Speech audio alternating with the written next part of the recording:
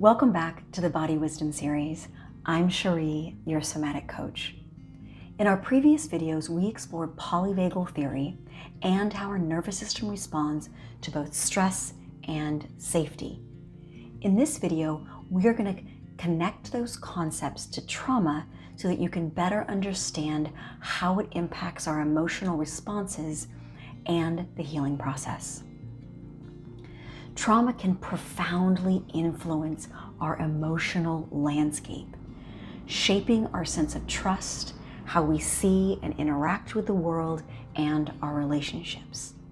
Now, every individual's experience of trauma is unique. So please keep in mind that this is a very brief and general overview of a very complex topic. So trauma, whether from a single intense event like a terrible car accident or a repeated experience like growing up with an alcoholic or abusive parent, disrupts our sense of safety.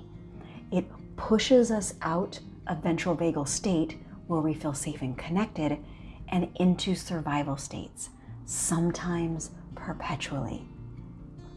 An individual that has experienced trauma often shifts quickly and unconsciously into the sympathetic state of fight or flight or the dorsal vagal state of shutdown, sometimes cycling between the two. This deeply impacts the ability to emotionally regulate, to trust ourselves, to effectively interact with others, and to build deeper intimacy in our lives.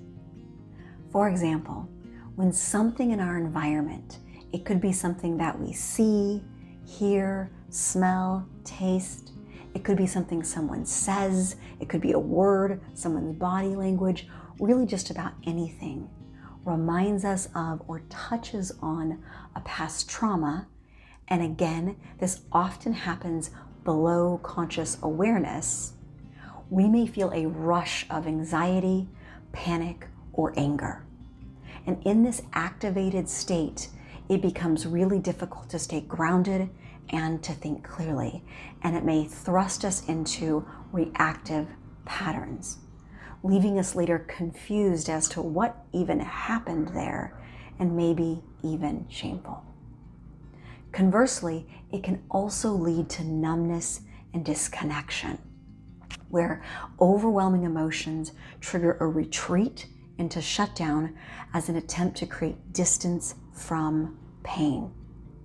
In this shutdown state, we may feel drained, detached, or frozen. We may struggle to interact with others or even our own emotions, leaving us feeling similarly confused. Now, it's really important to understand that these responses are adaptive. During traumatic moments, they were your nervous system's way of protecting you and keeping you safe.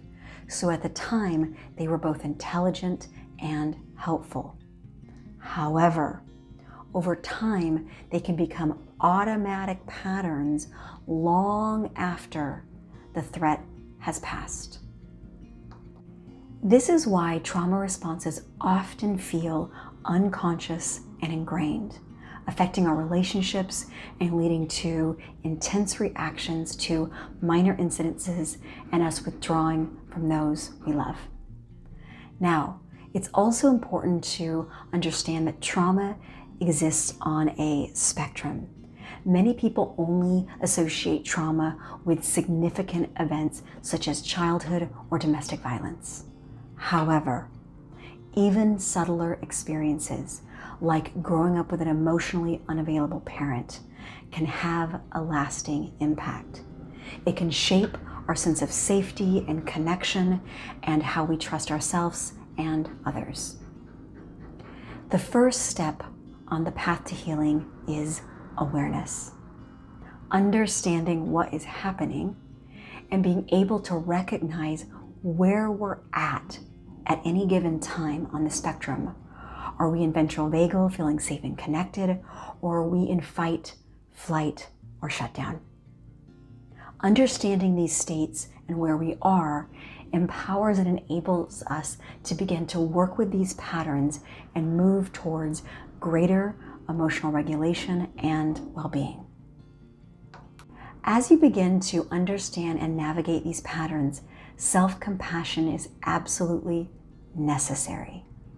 Seeing these reactions as your body's protective responses allows you to meet yourself with patience and empathy instead of frustration and judgment. Understanding trauma and its impact, from the subtle to severe, is a complex and deeply personal journey. And it takes time. That's just the truth of it. Healing requires us to slow down, and it doesn't happen all at once. It's about creating small moments of awareness and gradually building a sense of safety in our body. Connecting with the body is an essential part of this process. And in the next video, we're going to dive into body awareness as the key to recognizing these nervous system states and cultivating better emotional regulation. Thank you so much for joining me. I really value your time, and I look forward to seeing you soon in the very next video.